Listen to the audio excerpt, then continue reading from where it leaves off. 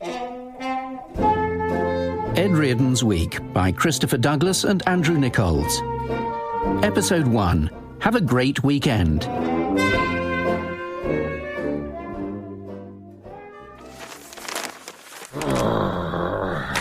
Why can't we have photos of girls who failed their GCSEs on the front page?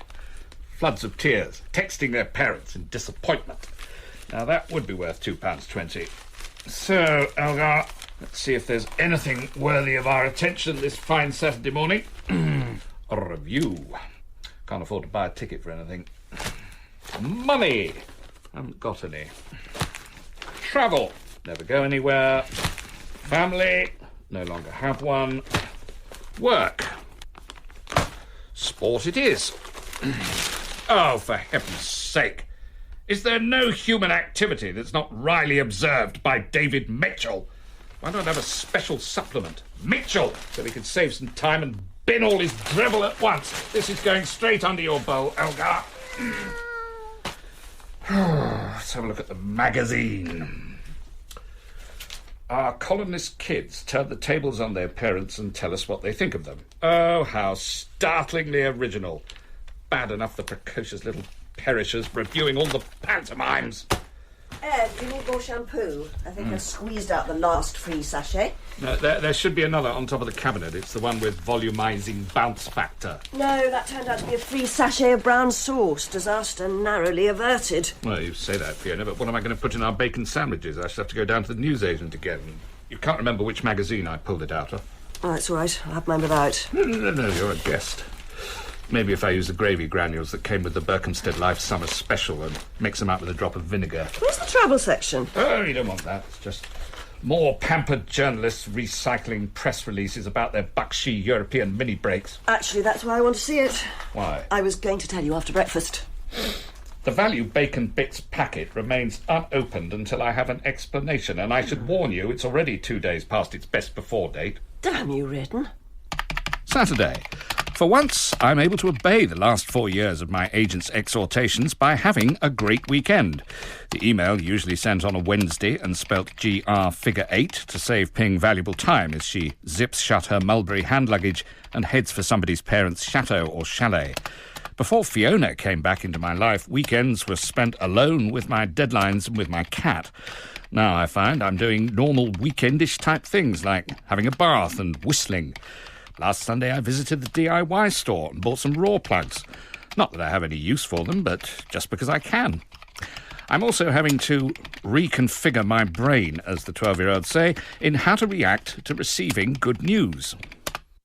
It's the 30th anniversary of the British Caledonian TV advert, and the paper wants to get everybody back together again. Oh, I'm sure they do. It's a vital piece of social history, next to which the founding of the NHS is but a footnote in the Your Well-Being section. What? I thought it was only men in suits waving their arms about in that advert. No, there were 2 bubbly stewardesses at the end by the curtain, giggling. Are you sure about that? Of course. It wouldn't have worked without me and, what was her name? Pauline. It was only because of the Caledonian girls that the men were able to loosen up. Well, if you say so. That's why they're taking you to Paris, is it? No wonder the paper costs £2.20. Me and a partner. Ah! Well, it was a very memorable commercial. I suppose that's the benchmark of good television. Were you wearing tartan? Skirt, jacket, tam o' shanter. They tried to put Pauline in a tartan life jacket, but she wasn't having it. So, are you coming then? Well, yes, if invited. I haven't been to Paris since they put me off a plane on the way back from family holiday in Greece. Oh, Ed. Were you waving your arms about too? I believe I was somewhat loosened up, yeah. So, I must get my passport renewed. How exciting! You don't look very excited. Why are you pulling that face? Well, it's good news. In terms of facial expressions, I'm all at sea. Oh, God. What am I going to do about Charlie? I can't leave him home alone for 3 days. Face back to normal again.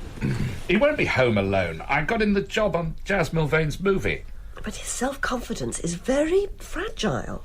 It is when you've never worked before. He's 29, Fiona. He's old enough to vote. Or be given a lift to the polling station to vote, where he's sufficiently interested so to do. Yes, but they're not like us. 29's the new 8. In that case, I've got the very thing for you. Stuff for kids to do at half-term. All looks a bit energetic. Well, there's a sofa sale pull-out inside. Get him a new one. Look, There's a leather one with a matching leather remote.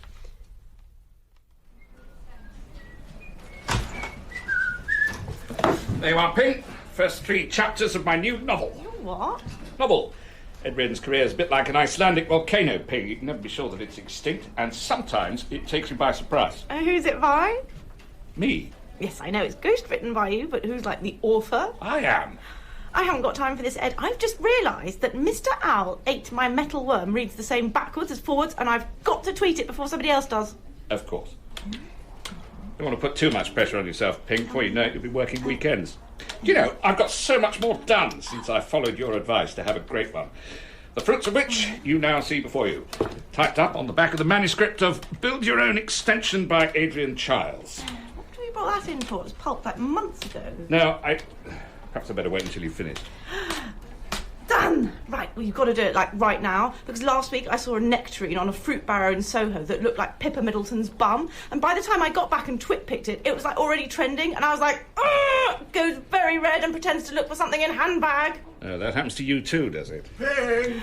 Oh, hi, Jazz. How's the Olympics movie going? The word's good. I've just popped in for a pee. Quick, Ping, your phone, otherwise it'll be like Pippa's bum all over again. You never live it down. Shut up, Reardon. It's your fault I'm in here. Your prostate, mate, must be as enlarged as your ego. Ping, I need you to find me one of those rich kids who'll do a lot of work for no money. Shoelaces come undone again, Jazz. I'm wearing moccasins. Your eyesight's going.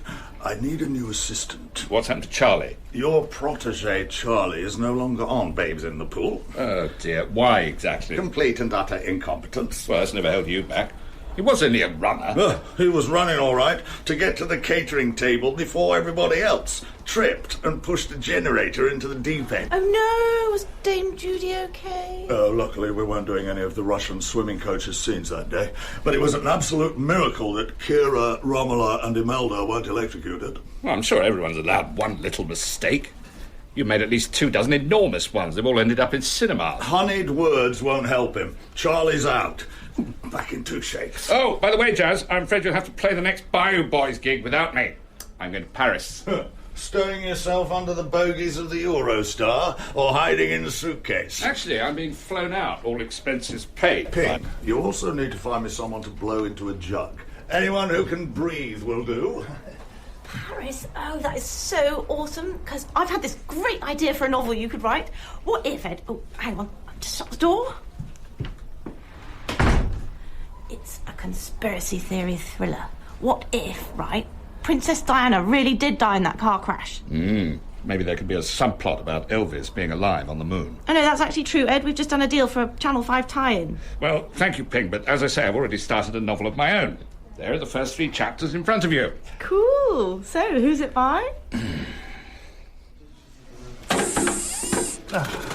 There you are, look. What did I tell you? If there's 6 segments of chocolate in that, my name's Phil the Power Taylor. First they put the age of retirement up, now this. It's shocking. It's the same with Toblerone, Stan. 1 triangle less in every bar.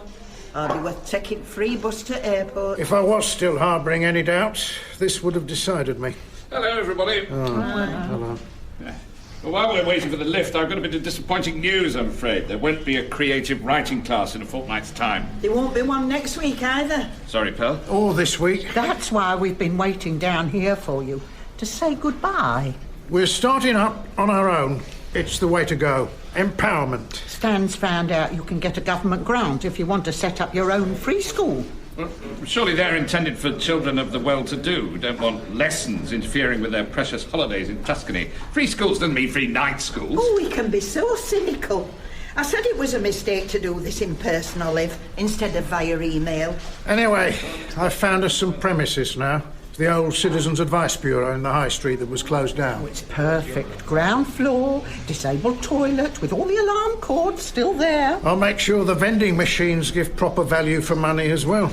Well, as what?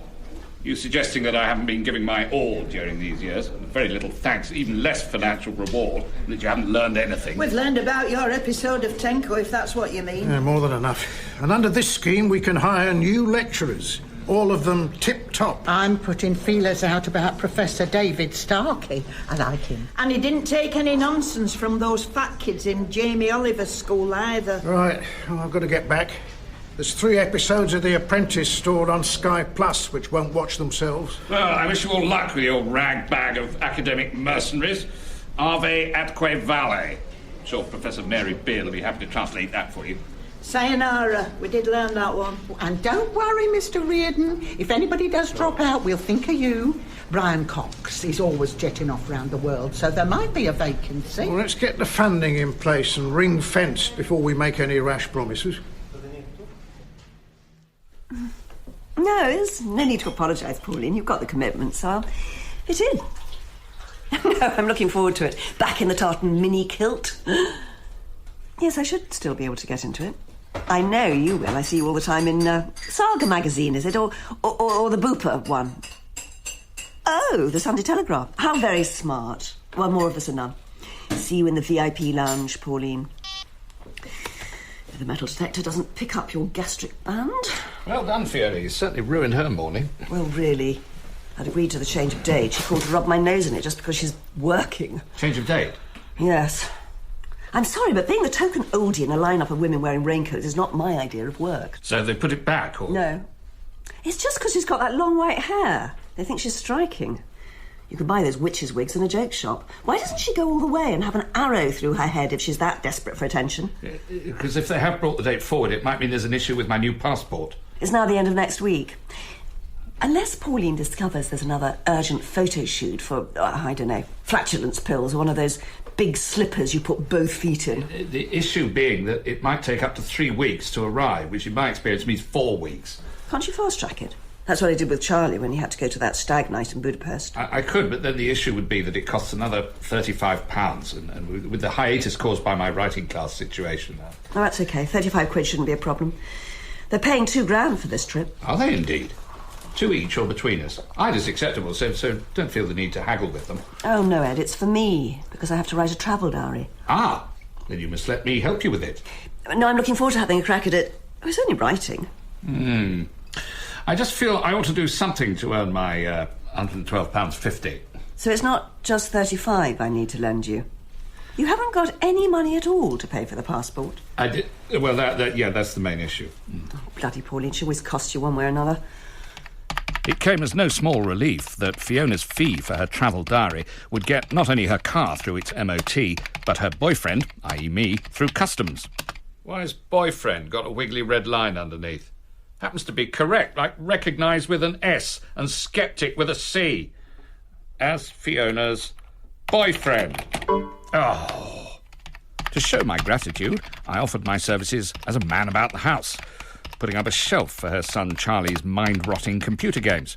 I did so, moreover, without so much as a single sarcastic aside, and aided by the raw plugs, which proved to have been purchased serendipitously. Oh, you don't mind that, do you? The shelf was still up the next morning. It was, after all, only carpentry. Like penning a piece about Paris is only writing. But the success of this venture must still have been fresh in my mind when I presented myself at the post office, complete with application form, freshly printed photos, and the correct money for my fast-tracked passport. I'm sorry, we can't accept these recent photos. Why not? You're smiling. No, I'm not. Yes, you are. Karen, is that a smile or isn't it? Yeah, definitely a smile. The photograph must show you with a neutral expression and your mouth closed, brackets. No grinning, frowning or raised eyebrows. Well, can't see those because your beard goes up so far, but the grin's enough to knock it on the head. Sorry. I do not grin. I'll allow I may be wearing a quizzical look or, at the most, looking askance at the world and its asininity, but I do not grin. Well, you might not know you're doing it. Are you a happy person? No! Well, yeah, I suppose at the moment I am, yes. That's very nice for you, but I'm afraid it cuts no ice at the passport office, either here or in Peterborough. I'll suggest you have another go. Take that smile off your face. The booths over there, next to the crisps. You need 4 £1 coins. And then I won't have enough for the fast-track service. Oh, I can't ask her for more. Who's that? My girlfriend. You what? It says here you're 58. Or is that wrong too? Is there a slightly slower track and therefore cheaper service I could use? Check and send. That's £77. It's 2 weeks, but to be honest, they'll do it for you in a week. Oh, this sounds much better, but are you sure? Yeah, they're all twiddling their thumbs up there, what with everybody staycationing. And the latest one, camping in each other's gardens. Have you read about that? Me and the same. We're glamping this year. Glamping? That's allowed, is it? Unlike smiling. Excuse me, my TV licence is running out. You need to go to the pay point at Summerfields for that? £77. This is very good news. I'll just go to the booth. And maybe swing by the crisps. You're doing it again. Sorry. Only me, Elgar. Me and a bag full of goodies. Oh, nice to have the flat to ourselves. Don't get me wrong, Elgar. I'm not for a moment suggesting Fiona's anything but a delight to have around. She is, after all, our benefactress. Oh, what's this? Oh, Scottish salmon pouch, ocean fresh, from Unit 3, Lutterworth Business Park. You're very good health, Fiona. I must say I wish all the others could have been Caledonian girls. Oh, looks as though we've got a message. Hi, it's me. Bad news, Ed. I've just discovered Charlie's been sacked off that film. By no means the only predictable thing in it. I don't know what happened exactly, but some idiot left a cable lying around, and you know his feet are on the large side, and... God, and there was a swimming pool there, and the whole thing sounds so unsafe, and now he's gone to bed. He hasn't even taken Black Ops Special Combat off the shelf. He's so depressed. Oh, shelf's still up then, unlike Charlie. So... Oh no, here it comes as grim night follows happy day. The thing is, Ed, I really don't think I can go to Paris and leave him like this. Unless you could have a word with Jazz Milvain and try to get Charlie his job back. No. Oh, that's him banging on the floor. It's time to download his Carl Pilkington podcast or upload it or whatever it is. Oh, can you rescue us, darling? I really do want to go to Paris with you. Oh, bye. Right. Let's see how much money we've got left. Sandals back on. Out of order sign for the train toilet door. Oh, Elgar, there's a scissors icon and a dotted line on the pouch. You just have to use your teeth.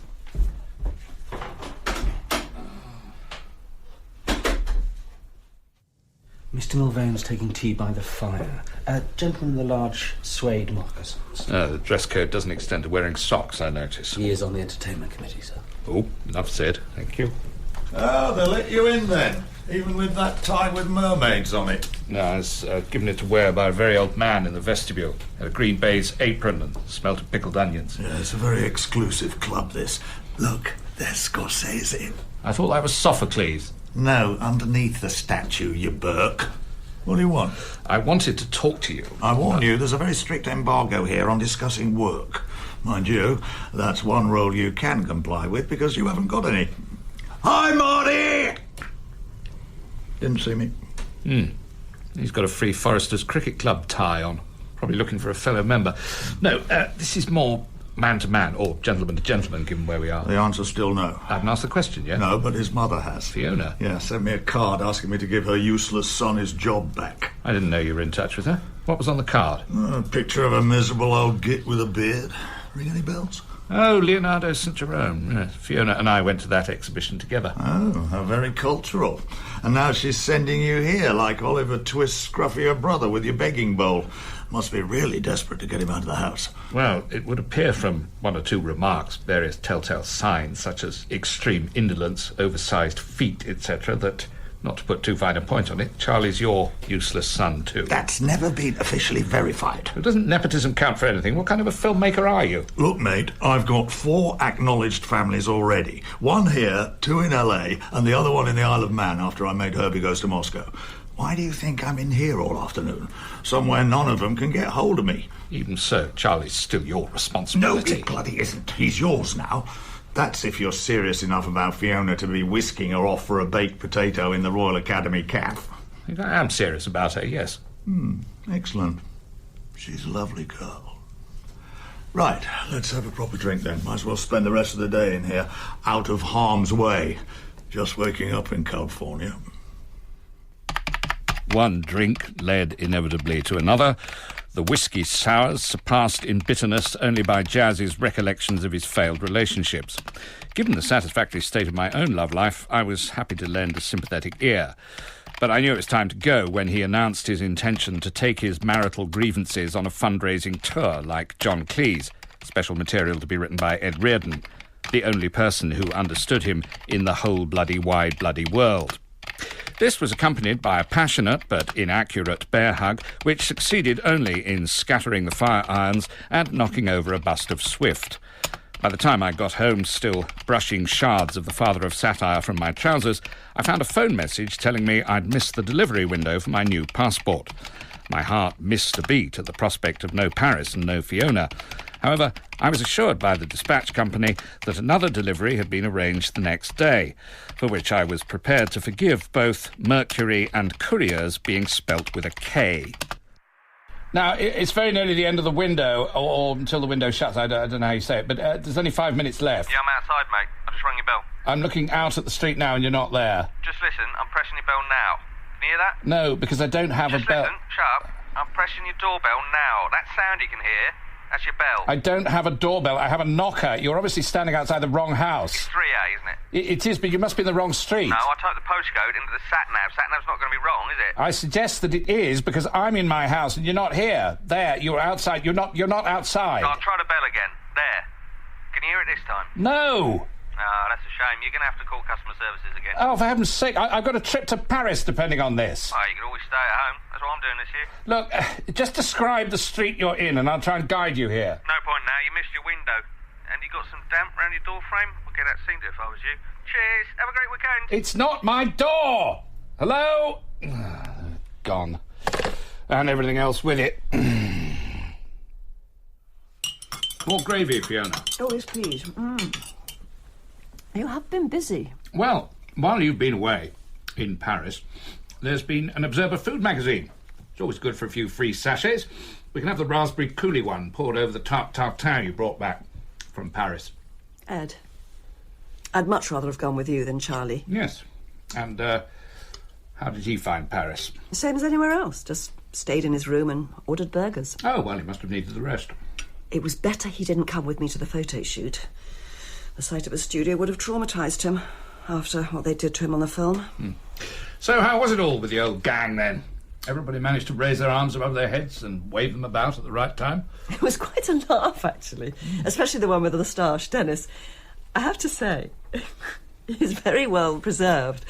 Apparently he windsurfs. Yes, I've been looking at Dennis on YouTube. Did you tuck him in under the tartan blanket again? Do you know, he brought the original one with him. Oh, yes, I bet he did. Probably hasn't washed it since. That's Paris for you. Ed, it's a tartan blanket, not Monica Lewinsky's dress. No, of course. Interesting that your thoughts went that way, though. Some of these gravy granules don't seem to have dissolved. Must be our cold northern climate. You weren't very cold and northern before lunch. Anyway, it was Pauline who tucked him in this time, not me. And not just on the mock-up of the plane either, by all accounts. Oh, really? So, tart tartin, or should we make a start on this piece you've got to write? I've done it, on the bus from the airport. Half an hour. That's very quick. The M25 was pretty clear. No, I mean writing the piece. Here it is. What? No, Well, what's wrong? Well, it's hardly anything. Line 1. When the editor asked me to write about going to Paris for a British Caledonian girls' reunion, I thought, Well, I did. And then I thought, come on, Fiona, get a grip, girl. Put a hot towel round your head, pour yourself a ginormous Chardonnay, and start at the beginning. Fiona, stop! The fact is, you can either write or you can't. The old saying that everyone has a book in them is simply not true. Most people can write neither a book, a letter, a shopping list, or even an angry message in lipstick on a bathroom mirror, as I often had occasion to remark to my ex-wife. In order to protect Fiona from the ridicule that would inevitably greet her checklist of the most egregious chick-lit clichés in the language, I set to work on the rewrite. Ed, how much longer are you going to be? Just getting you through customs. At Charles de Gaulle? On the way out, still. You've had one or two rather tart but apposite things to say about airport novels. Oh, I quite like some of them. Not now, you don't. Oh, there's a trailer for Tenko. Ah, yes, it's the 30th anniversary of that, as well as British Caledonian. It might be your episode. Oh, no, it's rubbish, that one. Bert Quat told me he had to rewrite an entire water torture scene. It was unsayable. They are, however, having an anniversary get-together, if you fancy coming. Oh, in Malaysia? No, Blandford Forum, where they filmed it. Good thing I don't need my passport. So, you game? Would I have to write a piece about it? No, I'll take care of that. Right, back to Terminal 5. Your thoughts on leaving one's homeland. Where's my Montaigne? I might just have to turn the light out.